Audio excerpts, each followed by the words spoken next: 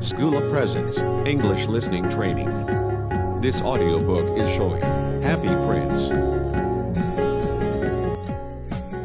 This is sad story of Prince. There is statue called Happy Prince in the town.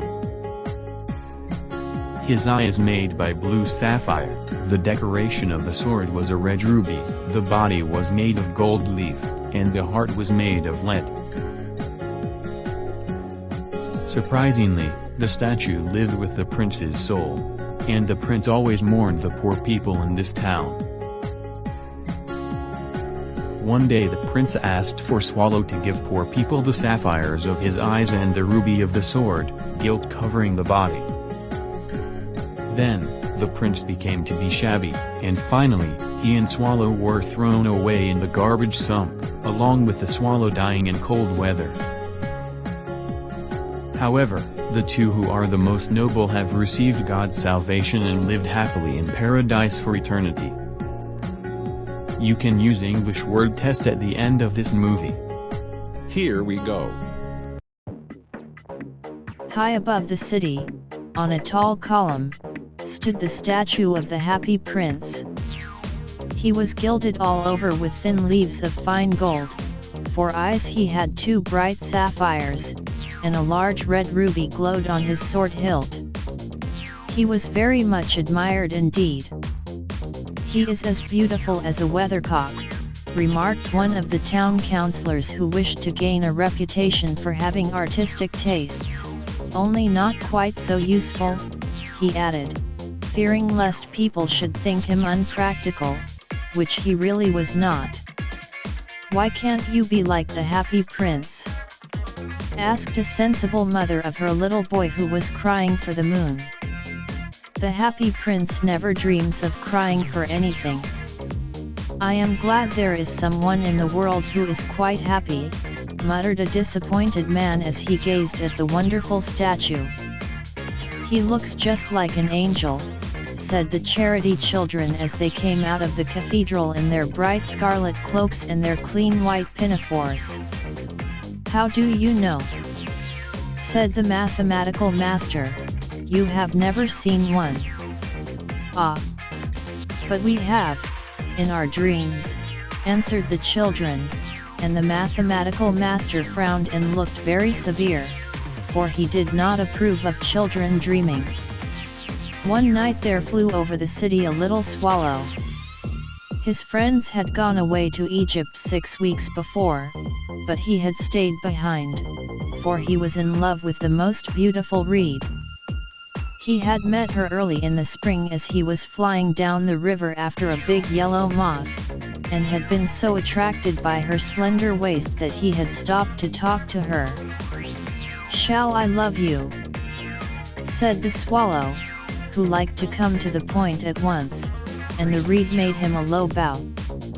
So he flew round and round her, touching the water with his wings, and making silver ripples. This was his courtship, and it lasted all through the summer. "It is a ridiculous attachment," twittered the other swallows. "She has no money, and far too many relations," and indeed the river was quite full of reeds. Then, when the autumn came they all flew away. After they had gone he felt lonely, and began to tire of his lady love. "She has no conversation," he said, "and I am afraid that she is a coquette, for she is always flirting with the wind." And certainly, whenever the wind blew, the reed made the most graceful curtsies. "I admit that she is domestic," he continued, "but I love traveling, and my wife, consequently, should love traveling also. Will you come away with me?" he said finally to her, but the reed shook her head, she was so attached to her home. "You have been trifling with me," he cried. "I am off to the pyramids. Goodbye." And he flew away. All day long he flew, and at night time he arrived at the city. "Where shall I put up?" he said. "I hope the town has made preparations." Then he saw the statue on the tall column. "I will put up there," he cried. "It is a fine position, with plenty of fresh air." So he alighted just between the feet of the happy prince. "I have a golden bedroom," he said softly to himself as he looked round, and he prepared to go to sleep. But just as he was putting his head under his wing, a large drop of water fell on him. "What a curious thing!" he cried. "There is not a single cloud in the sky, the stars are quite clear and bright, and yet it is raining. The climate in the north of Europe is really dreadful." The reed used to like the rain, but that was merely her selfishness. Then another drop fell. "What is the use of a statue if it cannot keep the rain off?" he said. "I must look for a good chimney pot," and he determined to fly away. But before he had opened his wings, a third drop fell, and he looked up, and saw, what did he see? The eyes of the happy prince were filled with tears, and tears were running down his golden cheeks. His face was so beautiful in the moonlight that the little swallow was filled with pity. "Who are you?" he said. "I am the happy prince." "Why are you weeping then?" asked the swallow. "You have quite drenched me." "When I was alive and had a human heart," answered the statue, "I did not know what tears were, for I lived in the palace of Sanssouci, where sorrow is not allowed to enter.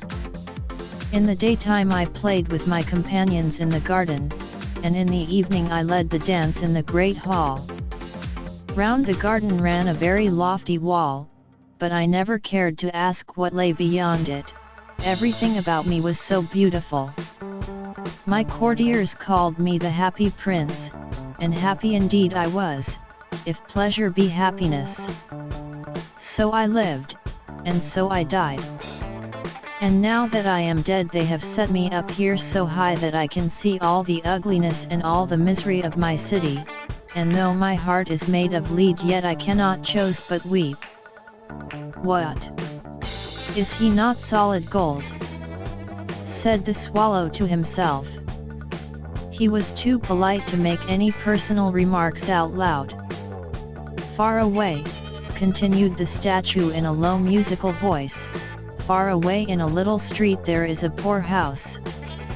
One of the windows is open, and through it I can see a woman seated at a table. Her face is thin and worn, and she has coarse, red hands, all pricked by the needle, for she is a seamstress. She is embroidering passion flowers on a satin gown for the loveliest of the Queen's maids of honor to wear at the next court ball. In a bed in the corner of the room her little boy is lying ill. He has a fever, and is asking for oranges. His mother has nothing to give him but river water, so he is crying. Swallow, swallow, little swallow, will you not bring her the ruby out of my sword hilt? My feet are fastened to this pedestal and I cannot move. I am waited for in Egypt," said the swallow. "My friends are flying up and down the Nile, and talking to the large lotus flowers. Soon they will go to sleep in the tomb of the great king. The king is there himself in his painted coffin. He is wrapped in yellow linen, and embalmed with spices. Round his neck is a chain of pale green jade, and his hands are like withered leaves. Swallow, swallow, little swallow," said the prince, "will you not stay with me for one night, and be my messenger? The boy is so thirsty, and the mother's so sad." "I don't think I like boys," answered the swallow. "Last summer, when I was staying on the river, there were two rude boys, the miller's sons, who were always throwing stones at me. They never hit me, of course, we swallows fly far too well for that, and besides, I come of a family famous for its agility, but still, it was a mark of disrespect." But the happy prince looked so sad that the little swallow was sorry. "It is very cold here," he said, "but I will stay with you for one night, and be your messenger." "Thank you, little swallow," said the prince.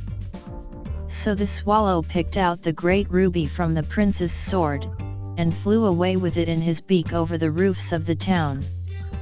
He passed by the cathedral tower, where the white marble angels were sculptured. He passed by the palace and heard the sound of dancing. A beautiful girl came out on the balcony with her lover.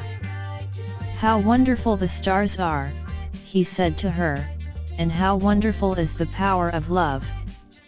I hope my dress will be ready in time for the state ball," she answered. "I have ordered passion flowers to be embroidered on it, but the seamstresses are so lazy." He passed over the river, and saw the lanterns hanging to the masts of the ships. He passed over the ghetto, and saw the old Jews bargaining with each other, and weighing out money in copper scales. At last he came to the poorhouse and looked in. The boy was tossing feverishly on his bed, and the mother had fallen asleep, she was so tired. In he hopped, and laid the great ruby on the table beside the woman's thimble. Then he flew gently round the bed, fanning the boy's forehead with his wings. "How cool I feel," said the boy, "I must be getting better," and he sank into a delicious slumber. Then the swallow flew back to the happy prince, and told him what he had done. "It is curious," he remarked, "but I feel quite warm now, although it is so cold." "That is because you have done a good action," said the prince. And the little swallow began to think, and then he fell asleep. Thinking always made him sleepy. When day broke he flew down to the river and had a bath. "What a remarkable phenomenon," said the professor of ornithology as he was passing over the bridge. "A swallow in winter." And he wrote a long letter about it to the local newspaper. Everyone quoted it. It was full of so many words that they could not understand. "Tonight I go to Egypt," said the swallow, and he was in high spirits at the prospect. He visited all the public monuments, and sat a long time on top of the church steeple. Wherever he went the sparrows chirped, and said to each other, "What a distinguished stranger." So he enjoyed himself very much. When the moon rose he flew back to the happy prince. "Have you any commissions for Egypt?" he cried. "I am just starting." "Swallow, swallow, little swallow," said the prince, "will you not stay with me one night longer?" "I am waited for in Egypt," answered the swallow. "Tomorrow my friends will fly up to the second cataract. The river horse couches there among the bulrushes, and on a great granite throne sits the god Memnon. All night long he watches the stars, and when the morning star shines he utters one cry of joy, and then he is silent. At noon the yellow lions come down to the water's edge to drink. They have eyes like green barrels, and their roar is louder than the roar of the cataract. Swallow, swallow, little swallow, said the prince, far away across the city I see a young man in a garret. He is leaning over a desk covered with papers, and in a tumbler by his side there is a bunch of withered violets. His hair is brown and crisp, and his lips are red as a pomegranate, and he has large and dreamy eyes. He is trying to finish a play for the director of the theater, but he is too cold to write any more. There is no fire in the grate, and hunger has made him faint. I will wait with you one night longer, said the swallow, who really had a good heart. Shall I take him another ruby? Alas! I have no ruby now, said the prince. My eyes are all that I have left. They are made of rare sapphires, which were brought out of India 1,000 years ago. Pluck out one of them and take it to him. He will sell it to the jeweler, and buy food and firewood, and finish his play. Dear prince, said the swallow, I cannot do that, and he began to weep. Swallow, swallow, little swallow, said the prince, do as I command you. So the swallow plucked out the prince's eye, and flew away to the student's garret. It was easy enough to get in, as there was a hole in the roof. Through this he darted, and came into the room. The young man had his head buried in his hands, so he did not hear the flutter of the bird's wings, and when he looked up he found the beautiful sapphire lying on the withered violets. I am beginning to be appreciated, he cried, this is from some great admirer. Now I can finish my play, and he looked quite happy. The next day the swallow flew down to the harbor. He sat on the mast of a large vessel and watched the sailors hauling big chests out of the hold with ropes. Heave ahoy! They shouted as each chest came up. I am going to Egypt, cried the swallow, but nobody minded, and when the moon rose he flew back to the happy prince. I am come to bid you goodbye, he cried. Swallow, swallow, little swallow, said the prince, will you not stay with me one night longer? It is winter, answered the swallow, and the chill snow will soon be here. In Egypt the sun is warm on the green palm trees, and the crocodiles lie in the mud and look lazily about them. My companions are building a nest in the temple of Baalbek, and the pink and white doves are watching them, and cooing to each other. Dear prince, I must leave you, but I will never forget you, and next spring I will bring you back 2 beautiful jewels in place of those you have given away. The ruby shall be redder than a red rose, and the sapphire shall be as blue as the great sea. In the square below, said the happy prince, there stands a little match girl. She has let her matches fall in the gutter, and they are all spoiled. Her father will beat her if she does not bring home some money, and she is crying. She has no shoes or stockings, and her little head is bare. Pluck out my other eye, and give it to her, and her father will not beat her. I will stay with you one night longer, said the swallow, but I cannot pluck out your eye. You would be quite blind then. Swallow, swallow, little swallow, said the prince, do as I command you. So he plucked out the prince's other eye, and darted down with it. He swooped past the match girl, and slipped the jewel into the palm of her hand. What a lovely bit of glass, cried the little girl, and she ran home, laughing. Then the swallow came back to the prince. You are blind now, he said, so I will stay with you always. No, little swallow, said the poor prince, you must go away to Egypt. I will stay with you always, said the swallow, and he slept at the prince's feet. All the next day he sat on the prince's shoulder, and told him stories of what he had seen in strange lands.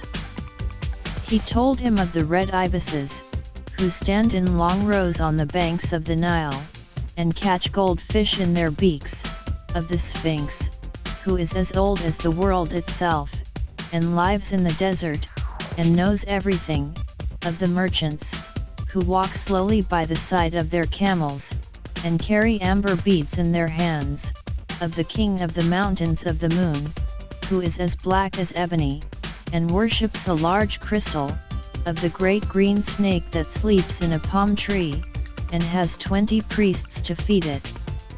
With honey cakes, and of the pygmies who sail over a big lake on large flat leaves, and are always at war with the butterflies.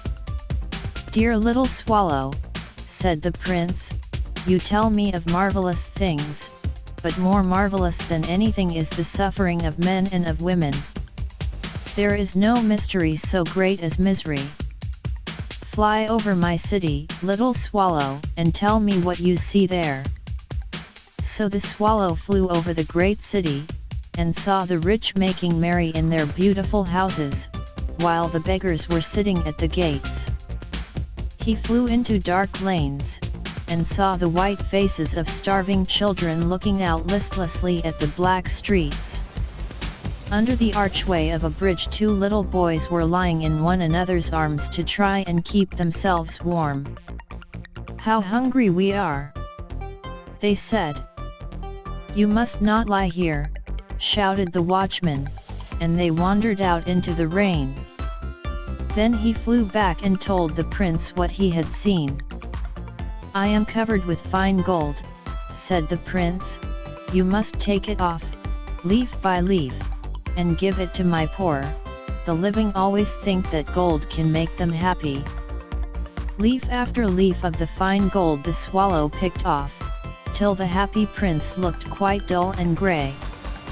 Leaf after leaf of the fine gold he brought to the poor, and the children's faces grew rosier, and they laughed and played games in the street. "We have bread now," they cried. Then the snow came, and after the snow came the frost. The streets looked as if they were made of silver, they were so bright and glistening. Long icicles like crystal daggers hung down from the eaves of the houses. Everybody went about in furs, and the little boys wore scarlet caps and skated on the ice.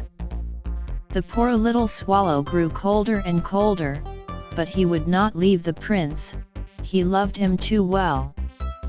He picked up crumbs outside the baker's door when the baker was not looking and tried to keep himself warm by flapping his wings. But at last he knew that he was going to die. He had just strength to fly up to the prince's shoulder once more. "Goodbye, dear prince," he murmured. "Will you let me kiss your hand? I am glad that you are going to Egypt at last, little swallow," said the prince.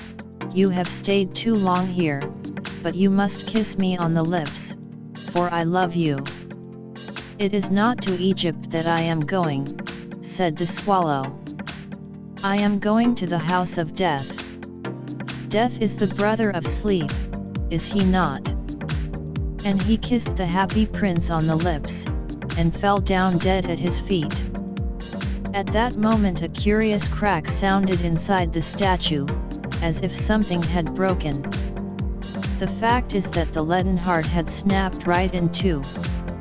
It certainly was a dreadfully hard frost. Early the next morning the mayor was walking in the square below in company with the town councillors. As they passed the column he looked up at the statue. "Dear me! How shabby the happy prince looks," he said. "How shabby indeed!" cried the town councillors, who always agreed with the mayor, and they went up to look at it. "The ruby has fallen out of his sword, his eyes are gone, and he is golden no longer," said the mayor. "In fact, he is little better than a beggar." "Little better than a beggar," said the town councillors. "And here is actually a dead bird at his feet," continued the mayor. "We must really issue a proclamation that birds are not to be allowed to die here." And the town clerk made a note of the suggestion.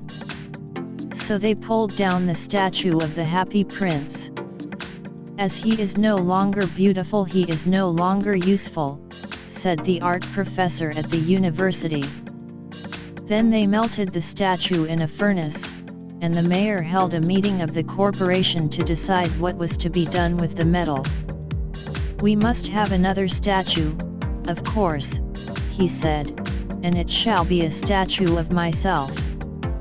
"Of myself," said each of the town councillors, and they quarrelled. When I last heard of them they were quarrelling still.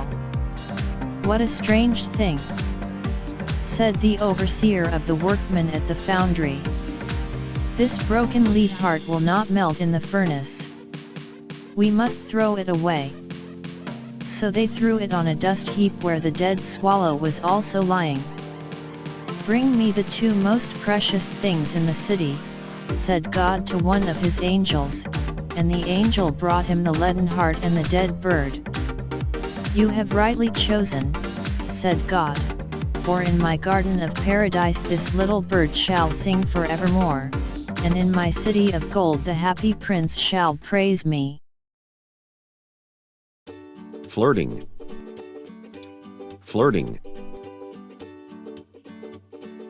"She has no conversation," he said, "and I am afraid that she is a coquette, for she is always flirting with the wind."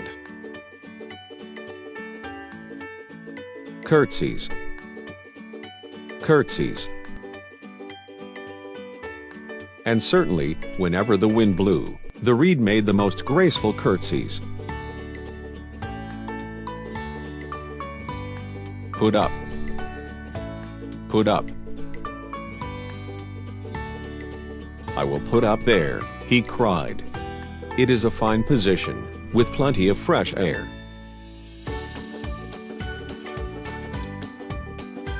Column. Column.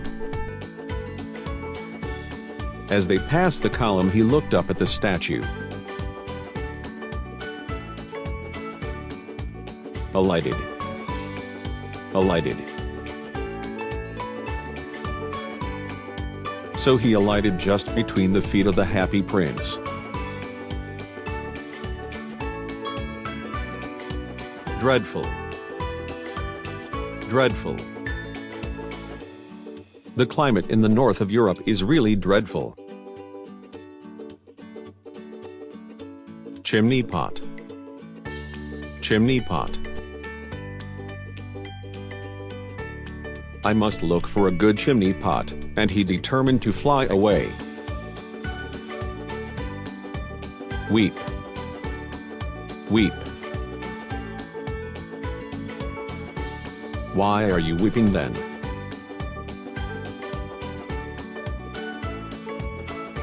Drench.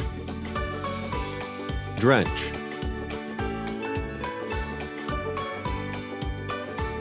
"You have quite drenched me." Coarse. Coarse. Her face is thin and worn, and she has coarse, red hands, all pricked by the needle, for she is a seamstress. Prick. Prick. Her face is thin and worn, and she has coarse, red hands, all pricked by the needle, for she is a seamstress.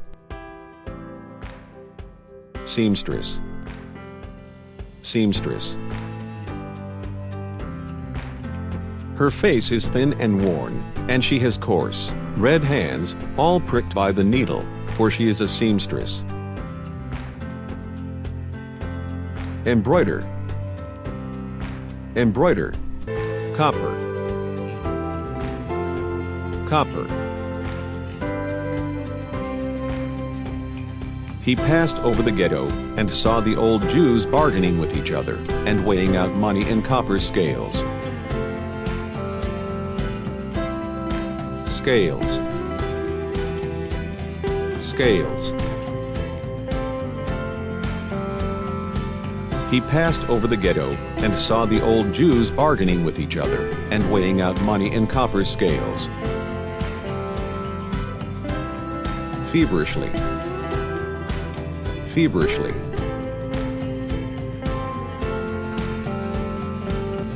The boy was tossing feverishly on his bed, and the mother had fallen asleep. She was so tired.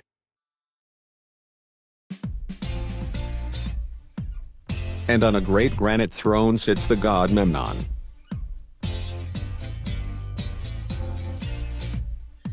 barrel, barrel.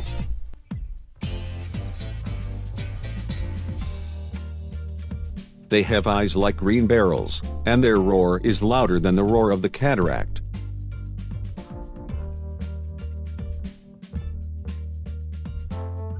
Garret, garret. Far away across the city I see a young man in a garret.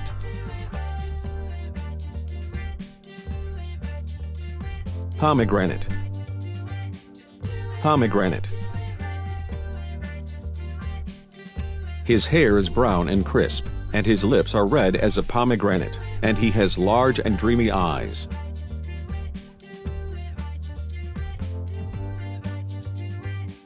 Dart, dart.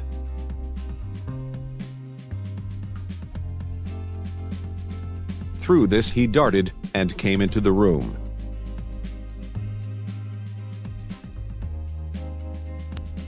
Vessel, vessel. He sat on the mast of a large vessel and watched the sailors hauling big chests out of the hold with ropes. Chill, chill. It is winter, answered the swallow, and the chill snow will soon be here. Doves, doves. And the pink and white doves are watching them, and cooing to each other. Cooing, cooing. And the pink and white doves are watching them, and cooing to each other. Ibises, ibises. He told him of the red ibises, who stand in long rows on the banks of the Nile. Pygmies, pygmies. And of the pygmies who sail over a big lake on large flat leaves.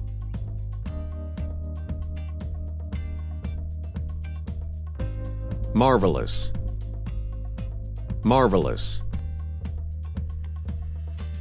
Dear little swallow, said the prince, you tell me of marvelous things, but more marvelous than anything is the suffering of men and of women.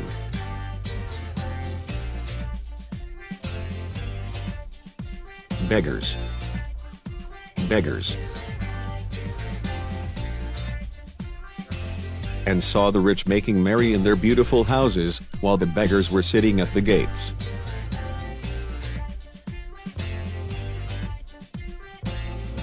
Listlessly, listlessly. He flew into dark lanes, and saw the white faces of starving children looking out listlessly at the black streets.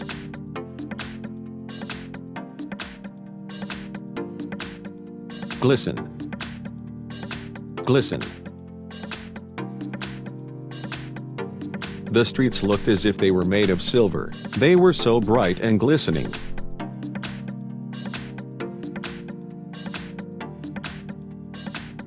Flap, flap.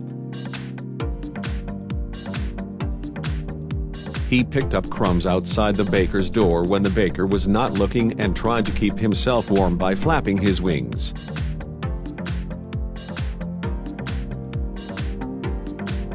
Frost, frost. It certainly was a dreadfully hard frost. Furnace, furnace. Then they melted the statue in a furnace, and the mayor held a meeting of the corporation to decide what was to be done with the metal. Foundry, foundry. What a strange thing, said the overseer of the workmen at the foundry. See you next training. Schoola is providing great training program powered by TechSki. Come and enjoy us.